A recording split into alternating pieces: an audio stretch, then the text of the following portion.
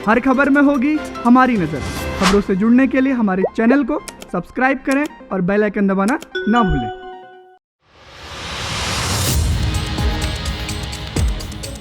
उत्तराखंड सरकार ने 4 जिले नैनीताल, उधम सिंह नगर, देहरादून, हरिद्वार में शनिवार और रविवार के लिए लॉकडाउन घोषित कर दिया है। आपको बता दें, शनिवार सुबह से ही लॉकडाउन का असर दिखाई दे रहा है। हल्द्वानी शहर में बाजार बंद है। वहीं उप जिलाधिकारी विवेक रॉय ने लॉकडाउन को लेकर कहा, सरकार ने कोरोना के बढ़ते मामलों को देखते हुए फिर से ये कदम उठाया है, जिसको देखते हुए कुछ गाइडलाइंस भी जारी की गई हैं, जिनका पालन करना सबकी जिम्मेदारी है। वहीं रोजमर्रा के सामान, मेडिकल व शराब और अन्य चीजों में छूट दी गई है। वहीं शराब को लेकर छूट देने के मामले में उप जिलाधिकारी ने कहा कि शराब कोई जरूरी वस्तु नहीं है, लेकिन जब सड़कों पर लोग आते ही नहीं हैं तो शराब की दुकानें खोलने से क्या दिक्कत आ रही है। वहीं सुशील कुमार ने कहा कि सरकार ने लॉकडाउन में कुछ गाइडलाइंस दी हैं, जिनका पालन किया जा रहा है और बनभूलपुरा की चारों सीमाएं सील कर दी गई है और पूरा ध्यान रखा जा रहा है।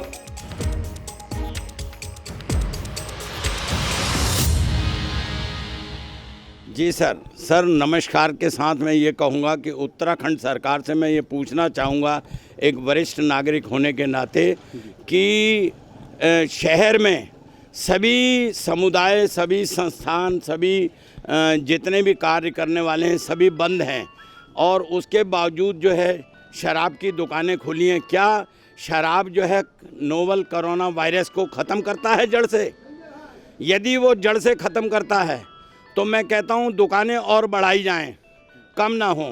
ये शहर के लिए एक बड़ी हम जैसे लोगों के लिए एक बड़ी शर्मिंदगी की बात है कि जो ये शहर में शराब खुलकर बिक रही है और जिस पर जो है किसी भी तरह की कोई जो रुकावट जो है नहीं आ रही। क्या जो अपना मतलब ये राजस्व है वो शराब से ही लिया जाता है, कोई और चीज़ से नहीं लिया जाता? भारतीय कौन सा ऐसा नागरिक है जो आपको पानी का बिल नहीं दे रहा, बिजली का बिल नहीं दे रहा? अगर आप चाहें तो हवा के मीटर भी लगवा दें हर नागरिक पर और हवा की भी पेमेंट करेगा वो। हर स्वास्थ्य की पेमेंट करने को भारतीय नागरिक तैयार है। लेकिन मैं चाहूँगा उत्तराखंड के नगर निवासियों से ये अपील करूँगा कि वो इसका खुल के विरोध करें। पहले की बनस्पत दुकानें बढ़ रही हैं, राजस्व जा रहा है, वो राजस्व कहाँ जा रहा है?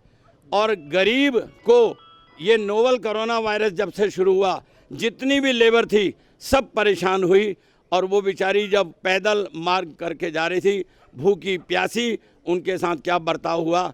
क्या ये सरकार हमको बताएगी कि ऐसा क्यों हुआ? क्या यही मानवता है? जय हिंद, जय भारत। कोविड-19 के परिप्रेक्ष्य में शासन द्वारा जो गाइडलाइंस जारी करी गई है, सैटरडे संडे बंद रहेगा। इसी परिप्रेक्ष्य में जो है बनपुरा थाना क्षेत्र की चारों सीमा जो है बंद कर दी गई है। उसमें चेकिंग की जा रही है।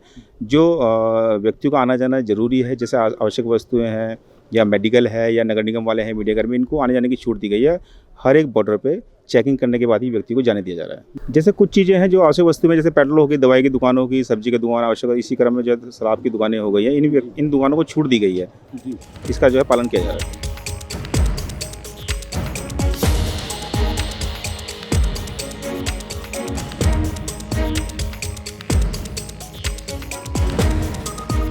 जैसा कि आप लोग देख रहे थे कि थोड़ा सा हमारे संक्रमण की शिकायतें, प्रभावित लोगों की संख्या बढ़ रही थी, तो इसके संदर्भ में माननीय मुख्यमंत्री महोदय ने निर्णय लिया कि हम इस चेन को तोड़ते हैं, जिसके लिए 2 दिन का लॉकडाउन किया गया है। लॉकडाउन में सभी आवश्यकता की चीज़ें खुली हुई हैं, बाकी पूरी तरीके से पूर्ण लॉकडाउन है। जैसा कि आप सड़कों पे भी देख रहे हैं, कोई नहीं दिख रहा है, जनता का भी सहयोग मिल रहा है, लोगों ने महसूस किया है।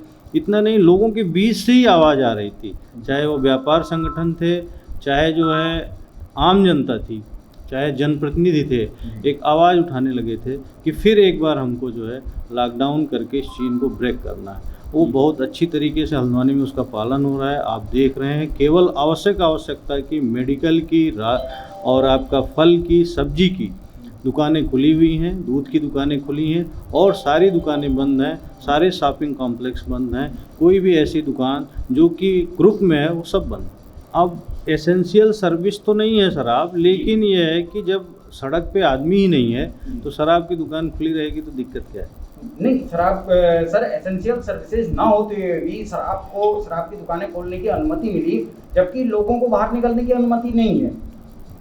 हम एक पूरी प्रक्रिया करके अनुज्ञप्ति देते हैं किसी को, उस अनुज्ञप्तिधारी के कुछ राइट होते हैं, उन राइट्स को भी ध्यान में रखना पड़ता है। ये शासन का निर्णय है, हम लागू करवाने वाले हैं, उस पर कमेंट करने वाले नहीं हैं। लेकिन मैंने आपको संकेत में बता दिया कि अनुज्ञप्ति की जो शर्तें हैं उससे बंधे होते हैं शासन भी और जिला प्रशासन भी, सभी लोग, उनके भी कुछ राइट्स हैं जिसके लिए सब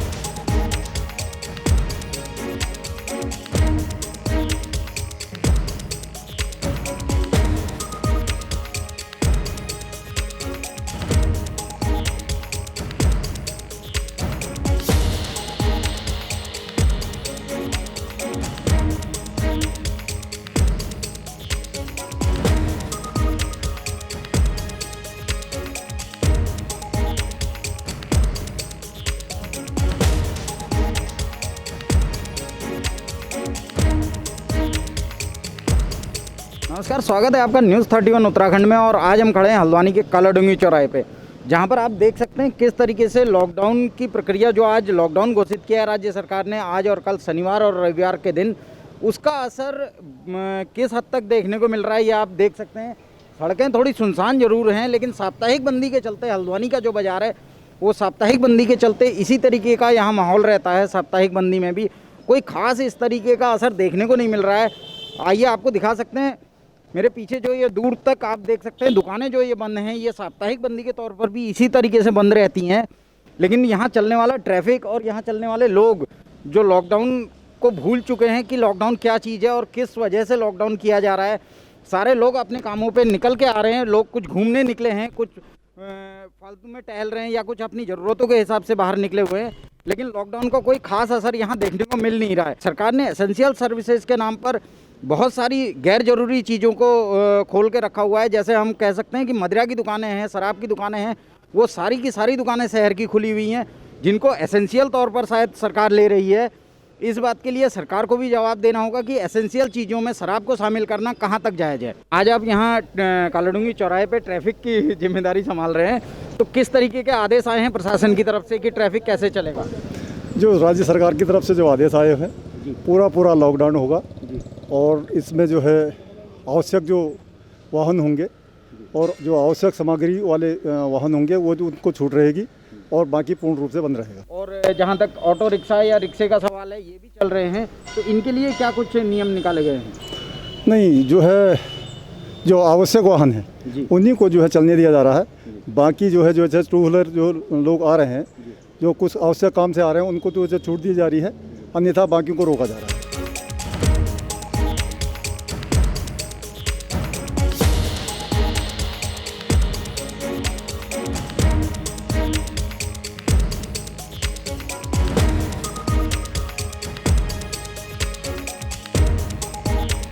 ये देखिए, लॉकडाउन के बावजूद किस तरीके से शराब की दुकान खुली हुई है। सरकारी आदेशों के अनुसार दुकान खोली गई है।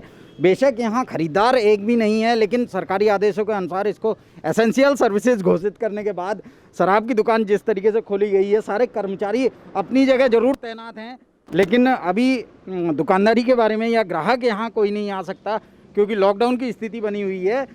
लेकिन जो एसेंशियल सर्विसेज में शराब की दुकान को शामिल किया गया है त्रिवेंद्र सरकार ने, उसका कहीं ना कहीं बहुत मानसिक तौर पर या मानवीय तौर पर ये एक मजाक कहलाएगा, जिसको शराब को एसेंशियल में शामिल किया गया है। आइए बात करते हैं यहाँ के जो व्यापारी हैं, दुकानदार हैं, उनसे किस तरीके से यहाँ आज इनका काम चल रहा है। कितना अभी तक सुबह से अभी तक व्यापार कर चुके हैं, व्यवसाय कर चुके हैं? कस्टमर नहीं आ रहा, बस दुकान खुली हुई है जी।